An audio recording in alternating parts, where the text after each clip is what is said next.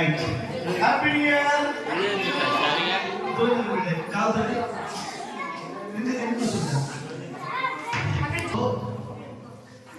నూతనంగా మా జీవితాలు ప్రారంభం చేసుకున్నాం.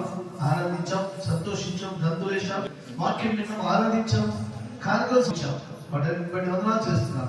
కేకులాంటి జీవితం మా అందరి వేర్చేయమని, స్వీట్ గా, నీతిగా, నిజాయితీగా బతుకులు కృప చూపమని యేసు నామములో ప్రార్థిస్తున్నాం తండ్రి.